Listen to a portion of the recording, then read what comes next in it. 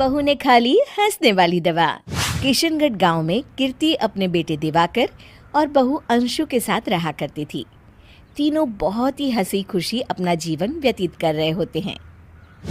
अरे बहू, आज खाना मैं बना देती हूँ।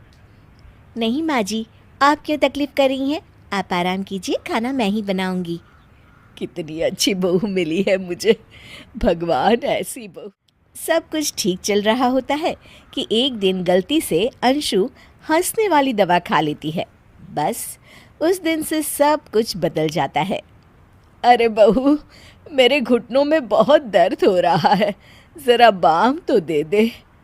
अरे बाम लगा कर क्या करोगी माँ जी? मैं पाँव दबा देती हूँ। अरे एक तो मुझे पाँव दर्द हो रहा है, ऊपर से तुम हंस रही हो। आई एम सॉरी माँ जी। अरे फिर से हंस रही है, जा तू मेरे कमरे से, मुझे तुझसे बात नहीं करनी। हे भगवान, ये क्या हो गया? अब माँ जी क्या सोचेगी? 2 दिन बाद कीर्ति घर में किटी पार्टी रखती है। उसकी सभी सहेलियां घर आने वाली होती हैं। अरे बहू, मेरी कुछ सहेलियां आज दोपहर को घर आने वाली है, आज कुछ खाने में अच्छा सा बनाना। सहेलियां?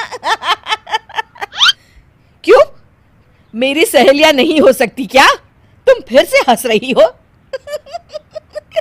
नहीं माँ जी, मैं हंस नहीं रही हूँ।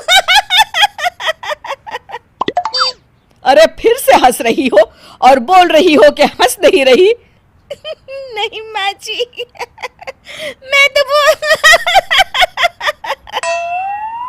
तुम जाओ मेरे सामने से और किचन का काम कर लो, जाओ। दोपहर को कीर्ति की सभी दोस्त खाने पर आ जाती हैं। अरे वाह, घर तो बहुत सुंदर। अरे मैंने कहा, ये सब तो मेरी बहू का कमाल है। अरे वाह, बड़ी गुनी है तुम्हारी बहू तो। हाँ हाँ, खाना भी अच्छा बनाया है। हाँ, बहुत ही गुनी है। तो हमको नहीं मिलवाओगी क्या, या छुपा कर रखोगी अपनी हीरे जैसी बहू को? अरे नहीं नहीं, अभी बुलाती हूँ। अंशु, ओ अंशु, बहू रानी।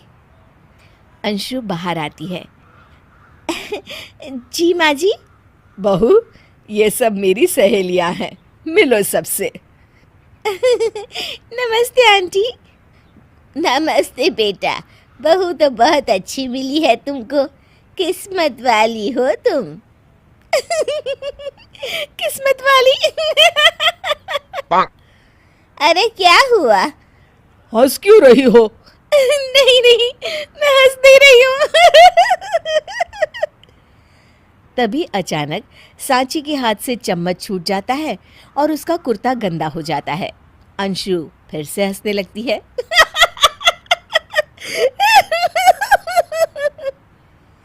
इधर सब सहेलियां गुस्सा होकर चली जाती हैं।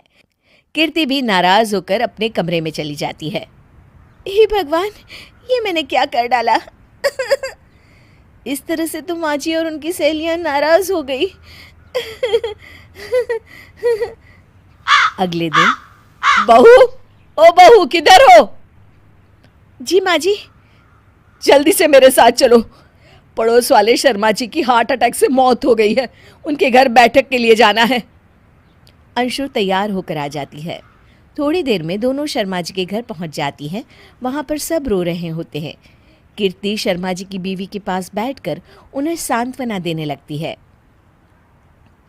बड़े अच्छे इंसान थे मेरे पति। अच्छा। तुम हंस क्यों रही हो? वो अच्छे थे। हाँ हाँ, बहुत अच्छे थे अंकल। अरे अंशु, हंस मत। माँ जी, मैं हंस नहीं रही। मैं तो आंटी जी को बस दिलासा दे रही थी। सब औरतें अंशु की इस हरकत से हैरान हो जाती हैं। कीर्ति भी बहुत शर्मिंदा होती है और वो अंशु को लेकर फटाफट घर लौट आती है। अंशु, क्या हो गया है तुझे? हंस क्यों रही थी तू वहां पर? नहीं बाजी, मैं तो बस अरे तू फिर से हंस दी। जा तू अपने कमरे में, मुझे तो तुझसे बात ही नहीं करनी।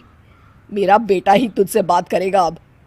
रात को जब दिवाकर घर लौट आता है तो कीर्ति दिवाकर को सब कुछ बताती है। ठीक है माँ, अब फिक्र मत करो, मैं अंशु से बात करता हूँ। दिवाकर अपने कमरे में जाता है। जी आ गए आप? कैसे हैं? मैं तो ठीक हूँ, बस सर में हल्का दर्द है। सर में दर्द? अरे इसमें हंसने की क्या बात है? नहीं, मैं हंस नहीं रही हूँ। मुझे तो फिक्र हो रही है आपकी। एक तो मेरे सर में दर्द है, ऊपर से तुम हंस रही हो। अरे कैसे समझाऊं मैं आपको? मैं हंस नहीं रही। अंशु, तुम इस घर से चली जाओ। माँ ने मुझे बताया जो भी तुमने शर्मा आंटी के घर किया, और किटी पार्टी में भी। नहीं जी, मैं ऐसे नहीं हूँ। तो अभी क्या हुआ था? क्यों हंस रही थी तुम? रुकिए, मैं आपको सब कुछ बताती हूँ आपको सब कुछ। अंशु डायरी में लिखकर दिवाकर को पढ़ने देती है। कुछ दिनों पहले मैंने गलती से हंसने वाली दवा पी ली थी, जिसकी वजह से इसका असर कुछ दिन और रहेगा। अरे तो तुमने ये सब पहले क्यों नहीं बताया अंशु? वो मैंने माँ जी को बताने की बहुत कोशिश की, मगर उन्होंने सुना ही नहीं।